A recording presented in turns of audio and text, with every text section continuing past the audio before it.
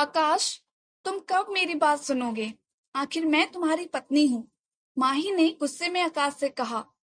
आकाश बिना कुछ बोले घर से बाहर निकल गया। अब ऐसा हर दिन होता था।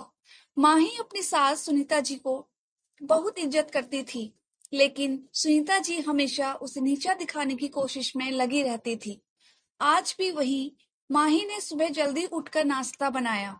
आकाश को सूजी का हलवा बहुत पसंद था, इसलिए उसने नाश्ते के साथ हलवा भी बनाकर सभी को परोस दिया। उसके ससुर रमेश जी ने सुनीता जी को टोकते हुए कहा, ये क्या फिजूल खर्ची है? सुबह सुबह देसी घी का हलवा? सुनीता जी ने माही को डांटते हुए पूछा, क्यों बहू, ये देसी घी क्या तेरे मायके से आया है? माँ जी, वो इन्हें हलवा बहुत पसंद है, इसलिए थोड़ा सा बनाया है। यह कहकर माही आकाश की तरफ देख ही रही थी, शायद वे कुछ बोले। तभी सुनीता जी ने कहा, मैं सब जानती हूँ। मेरे बेटे का बहाना करके खुद खाने का मन होगा। आकाश चुपचाप नाश्ता कर रहे। माही की आंखों से आंसू छलक गए। इससे ज्यादा बुरा तब लगा जब आकाश बिना हलवा खाए ही ऑफिस के लिए चल दिए। माही घर का काम समेटने में लग गई। इधर सुनीता जी बाहर ड्राइंग रूम में बैठकर बड़बड़ाती रही। काम करके माही अपने कमरे में जाकर रोने लगी। कितने नाजों से पाला था उसके पापा ने, उसे आज भी याद है। एक बार उसने गाजर का हलवा बनाने के लिए कहा था, लेकिन माँ ने सूजी का हलवा बना दिया था। पापा को जब ये पता लगा, वे तुरंत बाजार गए। वहां से ढेर सारा गाजर का हलवा लाए थे और उस दिन बिना कहे 2 दिन में गाजर का हलवा बनने लगा। आज उस सूजी के हलवे के लिए कितनी बातें सुनाई जा रही हैं। उसे गुस्सा सास ससुर पे नहीं, आकाश पर था, जो कि कुछ नहीं बोल पाए।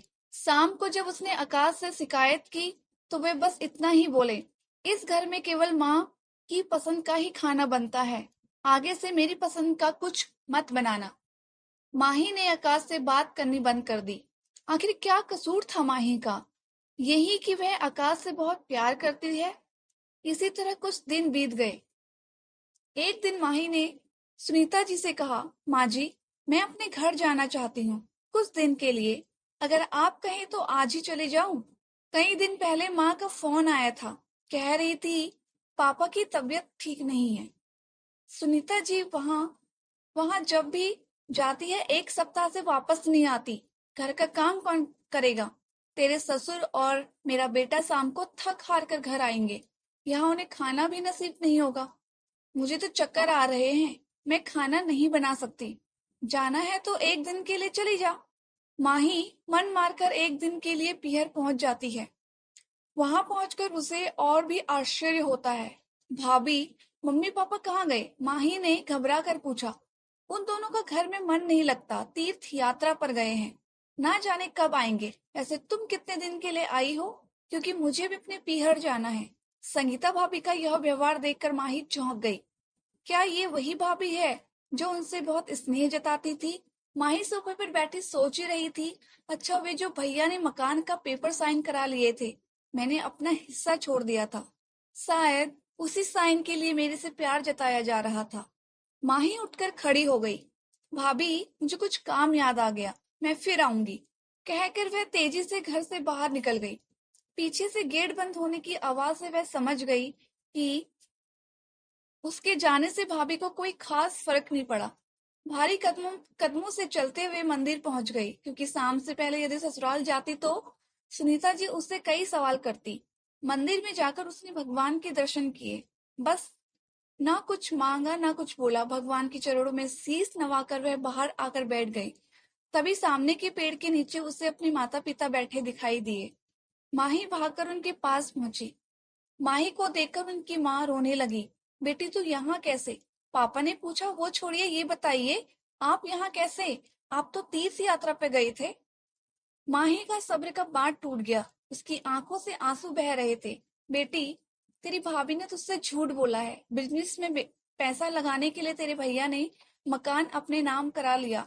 मकान के कागज गिरवी रखकर साहूकार से कर्ज ले लिया। उसके बाद हम बोझ बन गए। हमें घर से निकाल दिया गया। पापा, अब क्या होगा? माही ने रोते हुए पूछा। बेटा, तू चिंता मत कर, हम कहीं वृद्धा आश्रम में चले जाएंगे। तू अपने ससुराल जा, वहां किसी को ये बात मत बताना। अपने माँ बाप को इस हाल में देखकर वह उन्हें अपने साथ ले जाना चाहती थी, लेकिन जहाँ उसकी कद्र नहीं है वहाँ माँ बाप की क्या इज्जत होती। भारी मन से माही ससुराल की ओर चल दी। आज उसे अपनी लड़की होने पर अफसोस हो रहा है। काश वह अपने माता पिता के लिए कुछ कर पाती। घर आकर उसने बहुत मुश्किल से घर का काम निपटाया। उसके बाद अपने कमरे में जाकर गुमसुम बैठ गई। उसकी आंखों से आंसू बहे जा रहे थे। आकाश अपने ऑफिस के काम में लगे हुए थे।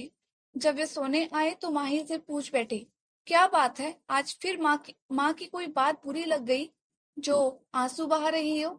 माही अपने आप को रोक नहीं पाई और उसने रो रो कर सारी बात आकाश को बता दी। क्या माँ पिताजी को यहाँ ले आए?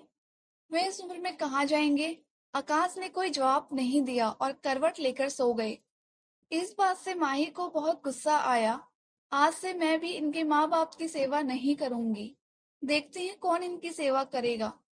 रोते रोते माही सो गई। 2 दिन बीत जाने पर उसकी चिंता बढ़ती जा रही थी। एक दिन वह सब्जी लेने के बहाने उसी मंदिर में पहुंची, लेकिन उसके माता पिता वहां नहीं थे। पंडित जी, यहाँ मेरे माता पिता उस पेड़ के नीचे बैठे थे। कई दिन से उनका कुछ पता है? तुम्हारा नाम माही है क्या? पंडित जी के मुंह से अपना नाम सुनकर माही ने पूछा। जी हाँ, लेकिन आपको कैसे पता? तुम्हारे माता पिता ने यह पता दिया था और कहा था अब यहाँ रहते हैं। माही ने पता देखा, वह यहाँ से कुछ दूर का था। माही ने मंदिर के बाहर निकलकर ऑटो रिक्शा किया और उस पते पर पहुंच गई। दरवाजा खटखटाया तो एक लड़की निकल कर आई। यहाँ का पता मुझे पंडित जी ने दिया है। माही बोली, आप माही दीदी हो, अंदर आ जाओ। माही को कुछ समझ नहीं आया। वह अंदर गई तो देखा उनके माता पिता सोफे पर बैठे थे। माही उन्हें देखकर रोने लगी। बेटी, अब क्यों रो रही हो? तेरे कारण हमें यह मकान मिल गया। माही आश्चर्य से उनका चेहरा देखने लगी। लेकिन माँ, आप यहाँ कैसे, और ये लड़की कौन है? तब उसकी माँ ने कहा, बेटी तुझे याद है, तेरी शादी के बाद तेरी सास ने 40 लाख की डिमांड की थी। दामाद जी को बिजनेस खोलना था, इसलिए तेरे पिता ने उनकी डिमांड पूरी कर दी थी, जिससे कि तू सुखी रहे। जब तू हमसे मिलकर गई, उसके अगले दिन दामाद जी आए। उन्होंने तेरे पापा के पैसे लौटा दिए, क्योंकि उन्होंने कोई बिजनेस शुरू नहीं किया था। तेरे पापा ने मना भी किया, लेकिन वह नहीं माने। उसके बाद उन्होंने प्रॉपर्टी डीलर से मिलकर 2 दिन में यह मकान खरीद लिया। साथ 5 लाख रुपए बच गए। इससे उन्होंने लड़की ही नौकरी पर रखवा दी, जो हमारी केयर करेगी। लेकिन माँ, उन्होंने मुझे तो कुछ नहीं बताया। माही की आंखों से आंसू बह रहे थे। वे रोते हुए वहां से अपने घर आ गई। घर आकर वह सोच रही थी, आकाश ने कभी उसके लिए आवाज नहीं उठाई, लेकिन मेरे माता पिता के लिए इतना करने कर दिया जो कि कोई सगा बेटा भी नहीं कर सकता। रात को उसने आकाश से पूछा, आपने ऐसा क्यों किया? अगर माँ जी को पता लग गया तो क्या होगा? आकाश का जवाब सुनकर माही रोने लगी। आकाश ने कहा, जैसे तुम्हारे लिए ये माता पिता हैं, वैसे ही मेरे लिए भी वे माता पिता हैं। मैंने पैसे लेते समय ही सोच लिया था कि एक दिन ब्याज के साथ सारे पैसे लौटा दूंगा, लेकिन जब बिजनेस शुरू नहीं हो पाया तो मैं इन पैसों को अपने पास रखकर सही समय आने का इंतजार कर रहा था। अगर मैं तुम्हारे माता पिता को अपने घर ले आता तो उनका आत्मसम्मान हर दिन उनको धिक्कारता। बेटी की घर वो रहने पसंद नहीं करते, वो अपमानित ना हो, इसलिए मैंने ये सब किया। आकाश, मुझे माफ कर दो। आज तक मैं तुम्हें गलत समझती रही। तभी पीछे खड़ी सुनीता जी बोली, बेटी वे पैसे हमने उधार लिया था, वह तुम्हारे पिता की अमानत थी। मैंने और आकाश ने पहले ही फैसला किया था कि ब्याज के साथ तुम्हारा पैसा लौटा देंगे। चल अब सो जा, सुबह नाश्ता टाइम पर नहीं बना तो अच्छा नहीं होगा। उनकी बातें सुनकर माही, आकाश और सुनीता जी जोर जोर से हंसने लगे।